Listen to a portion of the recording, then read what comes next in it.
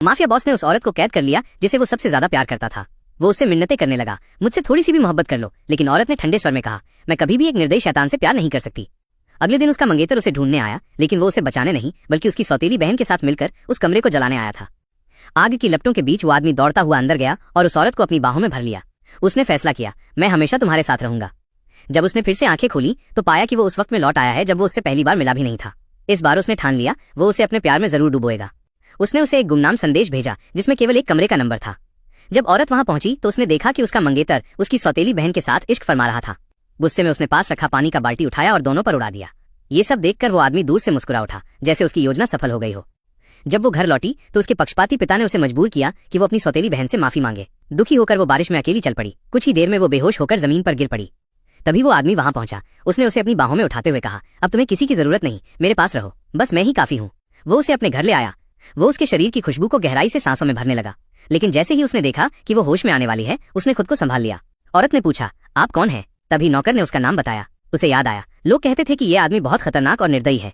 वो जाने लगी। तभी वो आदमी नरम स्वर में बोला, तुम अभी पूरी तरह ठीक नहीं हुई हो, कुछ दिन यहीं रहकर आराम करो। उसकी कोमलता सुनकर औरत के गाल लाल पड़ गए। माफिया बॉस अचानक से 5 साल पहले के समय में पुनर्जन्म लेता है।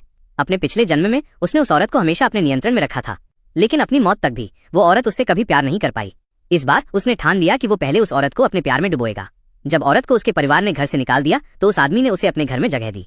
औरत बहुत डर गई क्योंकि लोग कहते थे कि वो बहुत निर्दयी है, लेकिन वो आदमी, उसने धीरे से औरत के सिर पर हाथ फेरा और बोला, अगर मेरी मंगेतर तुम्हारी तरह प्यारी होती तो मैं कभी किसी और औरत की तरफ नहीं देखता। औरत ने उसकी तारीफ की, उसे अच्छा इंसान कहा और बोली कि वो उस पर बोझ नहीं बनना चाहती। ये सुनकर आदमी ने हल्के दर्द भरे लहजे में कहा, सब लोग कहते हैं कि मैं किसी के प्यार के लायक नहीं हूँ, क्या तुम भी ऐसा सोचती हो? औरत ने कहा कि उसे मुफ्त में रहना और खाना अच्छा नहीं लगता। ये सुनकर आदमी ने अपना कार्ड निकाला और बोला, तो मेरी मदद करो, मेरा पैसा खर्च कर दो। औरत उसकी इस बात से बहुत भावुक हो गई। उसी वक्त उसने खबरों में अपनी सौतेली बहन को देखा जो एक अंगूठी दिखा दिखाकर शान बघार रही थी। आदमी जानता था कि औरत के मन में बदला लेने की आग है, तो उसने सुझाव दिया कि वो पैसे खर्च करके वही अंगूठी खरीद ले। कुछ देर बाद उस ब्रांड ने घोषणा की कि अंगूठी बिक चुकी है, लेकिन सौतेली बहन पहले ही पत्रकारों को बता चुकी थी कि वो उसकी सगाई की अंगूठी है। उसने अपने मंगेतर से संपर्क करने को कहा। उसे ये नहीं पता था कि उसका मंगेतर उस माफिया बॉस के सामने टिक नहीं पाएगा। आखिरकार ब्रांड ने अंगूठी वापस ले ली। सौतेली बहन की बड़ी बेइज्जती हुई, लेकिन वो औरत बहुत खुश थी। माफिया बॉस ने उस औरत की मदद की ताकि वो अपनी सौतेली बहन को सबक सिखा सके। जब उसने उस औरत के चेहरे पर खुशी देखी तो उसने मन ही मन ठान लिया कि वो जिंदगी भर उसे प्यार करेगा। उसी वक्त औरत के मंगेतर का फोन आया। औरत ने तुरंत फोन काट दिया क्योंकि उसका मंगेतर पहले ही उसकी सौतेली बहन के साथ था। आदमी ने औरत से पूछा कि क्या वो सगाई तोड़ना चाहती है। उसने कहा कि उसके पास एक अच्छा विचार है। औरत ने उत्सुक होकर पूछा, क्या विचार?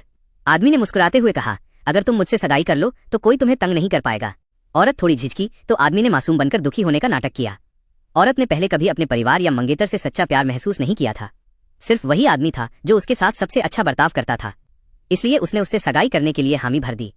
उस रात आदमी ने उसके लिए जड़ी बूटियों का सूप बनवाया ताकि उसे नींद अच्छी आए। औरत को एहसास हुआ कि वो वाकई उसकी परवाह करता है।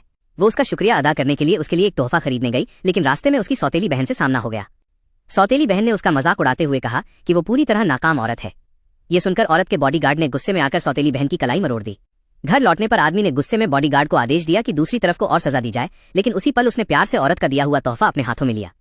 वो मुस्कुराते हुए बोला, तुम्हारे हाथों से मिला कुछ भी मुझे बहुत पसंद है। औरत को याद आया कि जब वो अपने पुराने मंगेतर को तोहफे देती थी तो उसे कभी उसकी कद्र नहीं होती थी। अब उसे लगा कि वो सचमुच खुशकिस्मत है जो उसे ये आदमी मिला। माफिया बॉस 5 साल पहले पुनर्जन्म लेकर लौटा था, सिर्फ अपने सच्चे प्यार को पाने के लिए। उसकी कोमलता और देखभाल से धीरे धीरे वो लड़की उस पर निर्भर होने लगी। आज वो आदमी लड़की को उसकी सौतेली बहन द्वारा आयोजित एक आर्ट एग्जीबिशन में ले गया।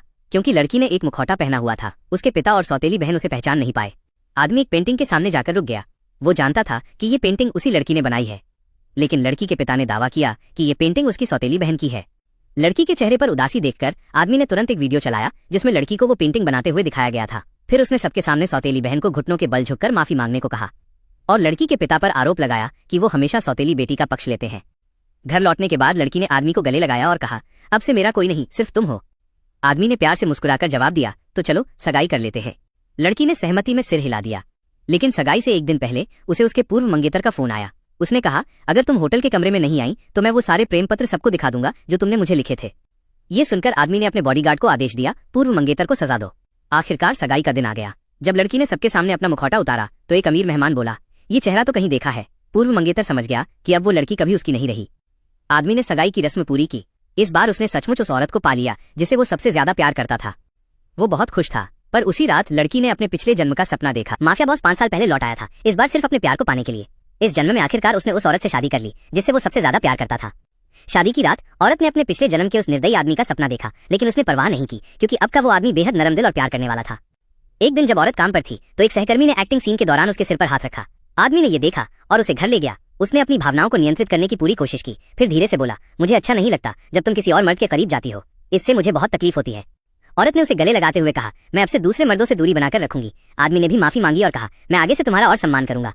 अगली सुबह औरत जब उठी तो गलती से उसका सिर टकरा गया और पिछले जन्म की सारी यादें वापस आ गई। वो तुरंत उस आदमी का घर छोड़कर भाग गई। उसी वक्त एक अमीर आदमी ने उसे देखा। पता चला कि वो उसकी बहन की खोई हुई बेटी थी, इसलिए वो अपने मामा के घर रहने चली गई। कुछ ही समय बाद वो आदमी फिर से उसे ढूंढ निकला। उसे समझ में आ गया कि अब औरत को सब याद आ चुका है। इस बार उसने फैसला उसी पर छोड़ दिया। अगले दिन जब औरत बाहर गई तो उसका मंगेतर उसे जबरदस्ती ले गया। आदमी तुरंत वहां पहुंच गया और उसे बचाने के लिए लड़ पड़ा। मौका पाकर उसने मंगेतर को बेहोश कर दिया। अस्पताल में औरत ने उस आदमी से कहा, चलो हम शादी कर लेते हैं। ये सुनकर आदमी की खुशी का ठिकाना न रहा। औरत ने मुस्कुराते हुए कहा, इस जन्म में तुम मुझसे प्यार करते हो और मेरा सम्मान भी करते हो और अब मैं